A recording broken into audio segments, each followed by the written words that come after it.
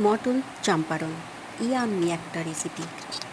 তার জন্য চিনিটা গরম কড়াতে দিয়ে ক্যালামাইন করে রেখে দিলাম।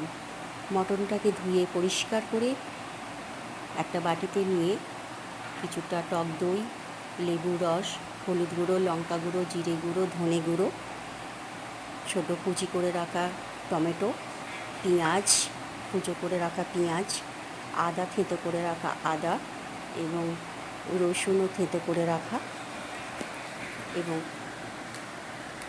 ক্যালামাইন করা চিনির রস ও 4টে এলাচ, দারুচিনি, পরিমাণ মতো লবণ দিয়ে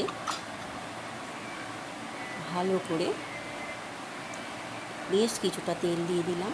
দিয়ে এবার এবং কাঁচা লঙ্কা ও রসুন, গোটা রসুনের কোয়া দিয়ে ভালো করে মাখিয়ে নিতে হবে। দিয়ে চাপা মাখানো হয়ে গেলে চাপা দিয়ে প্রায় 1 ঘন্টা ম্যারিনেট করে রাখতে হবে। এরপর একটা মাটির হাঁড়ি, তার মধ্যে তেল মাখিয়ে ম্যারিনেট করা মাংসটা দিয়ে দেব। এই মটন চম্পারণের একটাই বৈশিষ্ট্য যে মটনের নিজস্ব জলে, তেলে এবং দইয়ের এতেই এটা কিন্তু সিদ্ধ হয়ে যাবে। এরপর চাপা দিয়ে কিছুটা ময়দা মেখে, যাতে ভেপারটা না বেরিয়ে যায় তার জন্য ময়দাটা এইভাবে দিয়ে দেব। প্রথমে একটু বেশি আঁচ দেব, তারপরে ধিমে আঁচে হবে।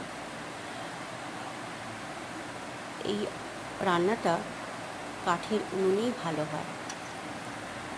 দেখুন কি সুন্দর হয়ে গেছে মাংসটা, একেবারে এমন সুন্দর। প্রায় 2 ঘন্টা বসিয়ে রেখেছিলাম, কতটা রস বেরিয়ে গেছে, জল বেরিয়ে গেছে মাংস থেকে। খুব সুন্দর সিদ্ধ, দেখেই বোঝা যাচ্ছে খুব সুন্দর নরম সিদ্ধ হয়ে